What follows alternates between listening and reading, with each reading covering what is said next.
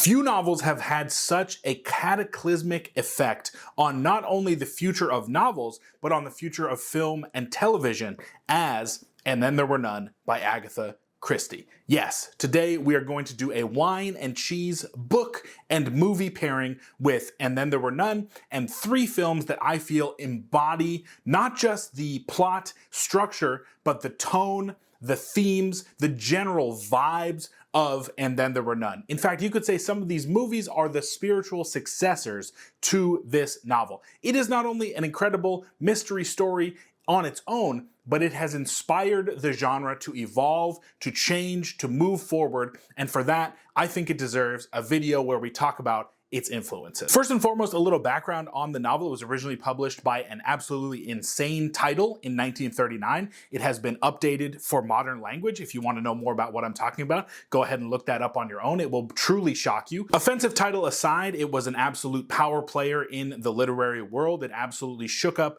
the framework of what a mystery story could be because it leaned incredibly heavily on a darker tone. It wasn't this incredibly bubbly, fun story. It was a look into what psychological potboilers can be. It was a look into what happens when you put people in an isolated situation and you continue to ratchet up the temperature just a little bit, chapter by chapter, what happens to humanity. So it's not just a fun mystery story, it is also a look at the psyche of humanity. And you can see literary echoes in novels like Lord of the Flies, where we have a set of characters trapped in an inescapable situation, and together they have to not only fight for survival, but have to fight to gain alpha status, to gain the upper hand against their foes or enemies or even friends in this situation. But you have to understand that in 1939, this was pretty new. This was a newer take on literature, especially modern literature that was moving more towards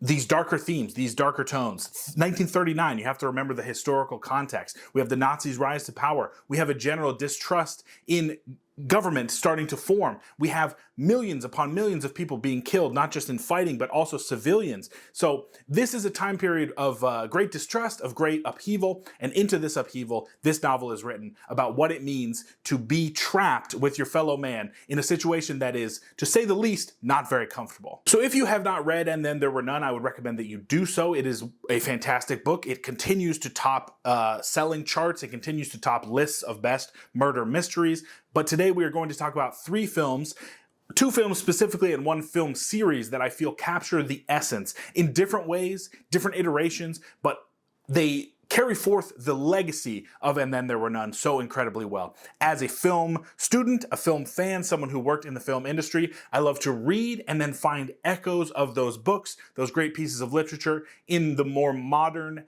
the more visual stylings of film and television. So let's get started with our first wine and cheese pairing, and that is John Carpenter's The Thing. This was one of the first movies that absolutely scared the living daylights out of me, and it is one of the reasons why I'm not a huge fan of horror films to this day. I'll watch them, but I will watch them with the lights on, and I will not set the atmosphere properly to be fully scared, because I saw this movie at a very young age. I think I must have been 14, 15, or 16, I can't remember exactly when, but I just remember being absolutely terrified and also never wanting to go to Antarctica, which will probably never happen, so I think I'm safe in that realm. If you have not seen The Thing, a quick plot synopsis for you.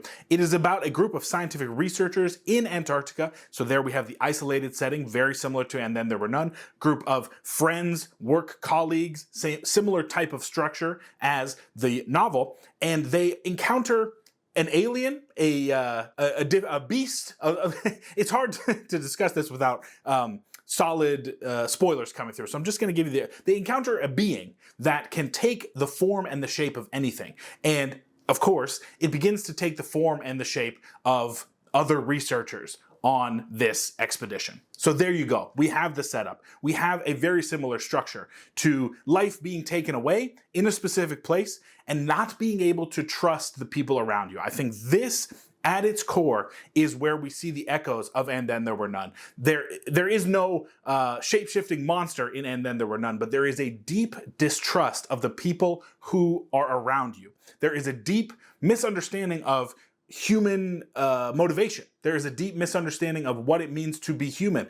The core of humanity at a certain point is to offer trust to the people around you, to offer some type of community. And that community erodes over time because of the violence. The murder that is taking place is dissolving one of the main structures of what it means to be human, and that is that human connection. So we see both of those themes very clearly in both of these pieces of media. The trick with The Thing, and why I think that it transcends a supernatural tale of, body horror and just general horror and moves more towards psychological horror and trying to understand the human psyche, is at a certain point the humans become their own worst enemies. They become the enemy more so than the entity that is taking them over. That distrust that has been sowed by the entity causes the humans to begin to act out of sheer paranoia, to act in ways that would undermine the greater society. So it's an understanding that, yes, it is in this contained area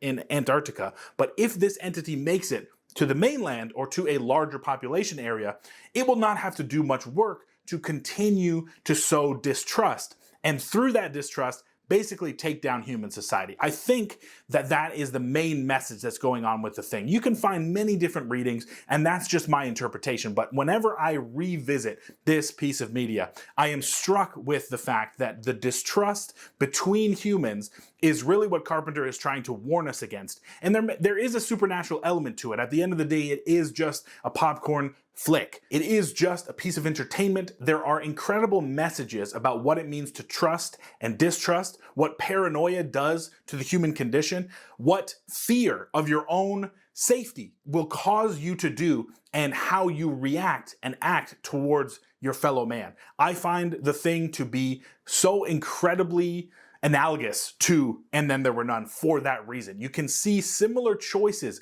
being made between two sets of characters on two completely different continents in two completely different time periods, but it is such a core human fundamental piece of our nature to distrust and to give into paranoia when our physical safety or the safety of others that we love is threatened. Moving on, the next film that I feel encapsulates a lot of what Christie is trying to put forth in And Then There Were None is Quentin Tarantino's The Hateful Eight from, I believe, 2015. Now, you can say very similar things about the structure with The Thing, The Hateful Eight, and Then There Were None. A snowed-in cabin takes the place of Antarctica or an island in the past two works that we discussed. But I personally think that the connection is more adequately made between The Hateful Eight and Then There Were None in both of these pieces of media's relationship between revenge and justice. So in And Then There Were None, each of the principal characters are brought to the island because of a past crime that they have done. And the overall attempt to bring those people to justice comes through fruition through the murders that take place on the island. In Hateful Eight, it is not as clear, but each character has had some type of past throughout maybe the Civil War, racial injustice. There are sins in the past of each of these characters that needs to come to the forefront, and that is what is driving the search for justice throughout the entire film. You could also say, especially in Hateful Eight, that the violence that is being done is justified for each human. They have their individual reasoning based on past injustices. And this is an incredibly interesting question that we have to ask ourselves as humans. Do the sins of our past continue to catch up with us? Or can there be a debt that has been paid and then that slate is wiped clean? It's an interesting question brought up by both of these pieces of media. At its core, that's why I enjoy partaking in reading and watching film, is to ask these deeper questions. Also, another question, who gets to be the judge? Who gets to determine if those sins of the past have been adequately paid for, or if more justice needs to be meted out? These are questions that are being asked in both of these stories if you look a little bit under the surface. Another interesting connection is that both of these pieces of media in their time periods pushed forth violence in a way that was outside of the norm. For 1939, the violence and the darkness in And Then There Were None really shocked a lot of audiences. It was pushing the boundaries on what was appropriate to be written and read. I don't need to tell you much about Quentin Tarantino and his relationship to violence, but in every single one of his films, violence is at the forefront. Some may say violence for violence sake, for shock factor. Some may say violence to continue to pick up and show a mirror to his audience. I fall more towards the latter half of that argument, but there are some scenes where I'm like, Q, this is pretty gratuitous, my brother. We need to figure out what in the world is going on here. And Hateful Eight is no different. The violence is at the forefront. The violence is a core piece of the film. So I will just say, if you are not a huge fan of that level of gratuitous violence, Hateful Eight may not be for you. Go ahead and check out The Thing, which is violent in its own right and pretty scary. So, maybe you don't need to watch any of these. The final connection that ties all three of these things together, and I discussed it quite a bit with The Thing, is the paranoia aspect of it. There is always this level of suspicion of your fellow man, suspicion of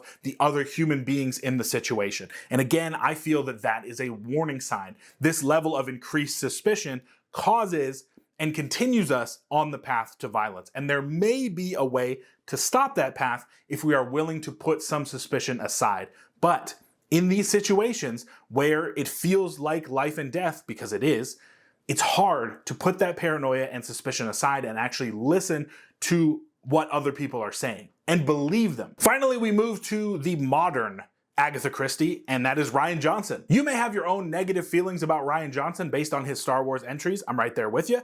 But there is no denying that his murder mystery style films in the Knives Out series and his previous work, Brick, are some of the best crime mystery style stories that we have out there. And there is a new movie coming out this Friday. Hopefully, if I get the video out in time, it's coming out December 12th. Another Knives Out mystery, Wake Up Dead Man. And hopefully that movie is as good as the first one and improves upon the second one. But let's talk a little bit about why we see so much of Agatha Christie in these first two movies. We have the restricted setting. In the first Knives Out, I believe it's a mansion. In the second, it's an island run by a tech billionaire. In the third, I believe it's going to be a church or a cathedral of some kind. I haven't seen that film just yet, so I'm going to talk about the first two. We have a constricted set of characters. We have a murder. We have an eccentric detective trying to solve the murder. We have all of the trappings of Agatha Christie felt in these two movies, and I feel that they are a loving homage to not just And Then There Were None, but all of the works of Agatha Christie.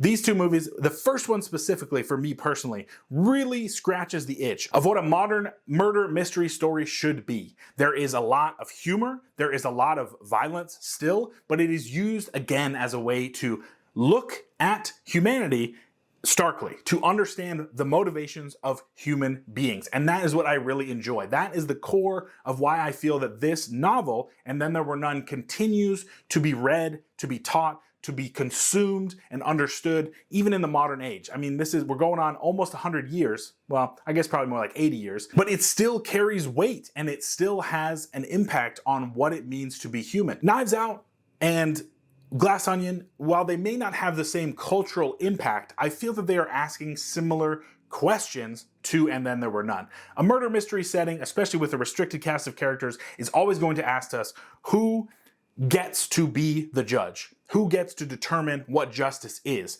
Can we take justice into our own hands through the killing of another person, through the taking of a life? If that person has done us wrong or has done someone we loved wrong, are we then given the ability to take that justice into our own hands? I obviously don't have the answer for that. I know which way that I lean, but I think that the power in these pieces of media is that it asks the audience those questions for them to discuss and come to their own decisions. And that is the power of not just film, but also good literature. So these three movies, The Thing, Knives Out, The Hateful Eight, I think mirror and echo an incredible piece of literature in And Then There Were None. And I love finding these connections, these weavings of humanity throughout 1939 all the way up to 2025 with the newest Knives Out movie. I hope that you also find some of these connections interesting. I know sometimes I can go out on a ledge with some of these connections, but for me, they really are there. Media speaks to each other,